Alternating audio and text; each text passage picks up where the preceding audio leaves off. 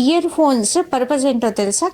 అంటే ప్రొఫెషన్ పరంగా కానీ, లేకుంటే మనకు అర్జెన్సీ ఉన్నప్పుడు వాళ్ళ వాయిస్ ఎదుటల వాయిస్ మనకు క్లియర్‌గా వినిపించడానికి, ప్రొఫెషన్ వర్క్ జేసుకోవడానికి, లేదా మంచి మ్యూజిక్‌ని ఎంజాయ్ జేయడానికి.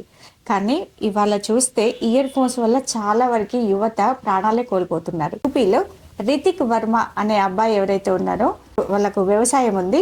ఆ వ్యవసాయానికి సంబంధించిన పని వాళ్ళ నాన్న ఎంగేజ్ చేయడంతో అక్కడ వ్యవసాయానికి సంబంధించిన పని చేసేసి నడుచుకుంటూ ఇయర్ ఫోన్స్ పెట్టేసుకొని కొన్ని రాగాలు తీసుకుంటూ వస్తున్నాడు అనమాట. వచ్చే ప్రొసీజర్లో ఒక రైల్వే ట్రాక్ అయితే ఉంది. ఆ రైల్వే ట్రాక్ పైన నడుస్తూ వస్తున్నాడు. ఈలోపే రైలు వస్తుంది. ఆ రైలు డ్రైవరు చాలా వరకు శత విధాల ప్రయత్నం చేశాడు, కానీ లాభం అయితే లేకుండా పోయింది.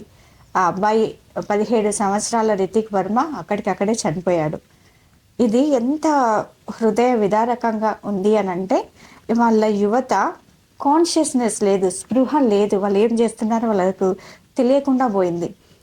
ఇయర్ ఫోన్స్ అనేటివి మనం చూస్తుంటాం. రోడ్డు పక్కన వాకింగ్ చేస్తుంటారు, ఇయర్ ఫోన్స్ పెట్టుకుంటారు.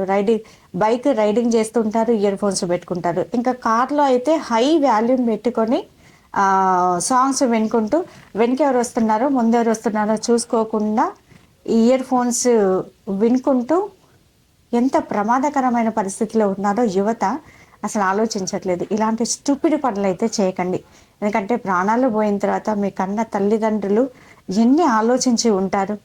అంటే చిన్న చిన్న విషయాలు జాగ్రత్త లేక, శ్రద్ధ లేక, భయంకృత అపరాధంతో ప్రాణాలు కోల్పోవడం చాలా దురదృష్టకరం. ఇంకొకటి ఏంటంటే, మనకు సౌలభ్యం కోసం లేదా మనకు ఉపయోగపడే ప్రతిదీ కూడా దుర్వినియోగం అయితే చేయకండి. ఇయర్ ఫోన్స్ పర్పస్ మంచి ప్రయోజనాలు కోసం వాడండి.